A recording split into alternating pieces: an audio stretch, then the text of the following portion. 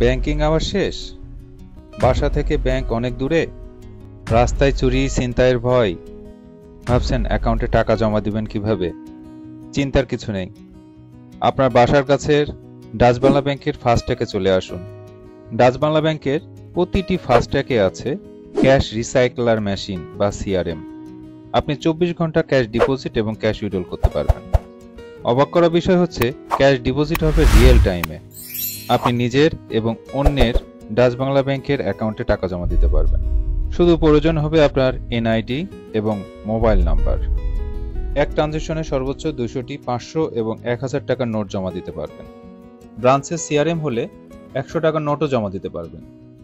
তাহলে আর চিন্তা কি? এখনই চলে আসুন ডাচ বাংলা ব্যাংকের ফাস্ট্যাগে। তাহলে চলুন কিভাবে CRM এ টাকা জমা দিতে হয় প্র্যাকটিক্যালি দেখাই। কার্ডলেস ডিপোজিট অপশনটি সিলেক্ট করুন। এখানে আপনি 4টি ক্যাটাগরি পাবেন। আপনি যেটাতে টাকা জমা দিতে চাচ্ছেন সেটা সিলেক্ট করুন। আমি সেভিংস অ্যাকাউন্টে টাকা জমা দিতে চাচ্ছি, তাই কোর ব্যাংকিং অ্যাকাউন্ট অপশনটি সিলেক্ট করছি। NID নাম্বার দিতে বলবে। আপনার NID নাম্বারটি টাইপ করুন। টাইপ হলে কারেক্ট অপশনটি প্রেস করুন। মোবাইল নাম্বার চাবে, আপনার মোবাইল নাম্বারটা টাইপ করুন।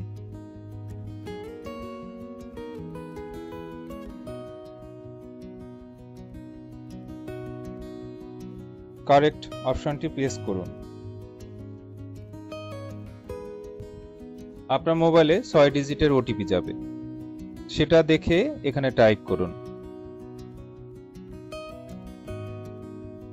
কনফার্ম করুন।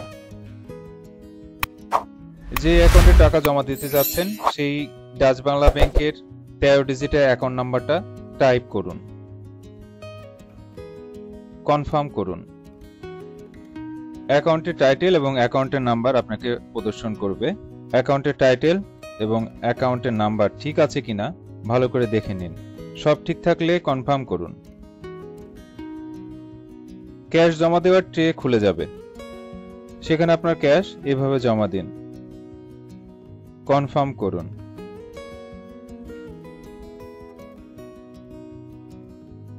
মেশিন ক্যাশ কাউন্ট করার পর আপনাকে কত টাকা এবং কতগুলো নোট জমা দিলেন তা দেখাবে।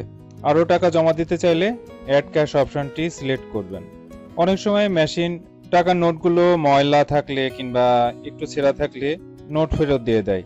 সেক্ষেত্রে অ্যাড ক্যাশ অপশনটি সিলেক্ট করে পুনরায় জমা দেওয়ার চেষ্টা করবেন। সবকিছু ঠিক থাকলে কনফার্ম করুন।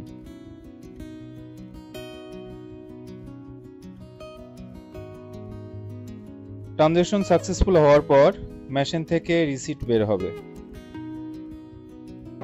এবার এই ছিল ডাচ বাংলা ব্যাংকের CRM মেশিনে টাকা জমা দেওয়ার আদ্যপান্ত। এই ভিডিও সম্পর্কে কারো কোনো প্রশ্ন থাকলে কমেন্টস করে জানাবেন। সবাই ভালো থাকবেন। আল্লাহ হাফিজ।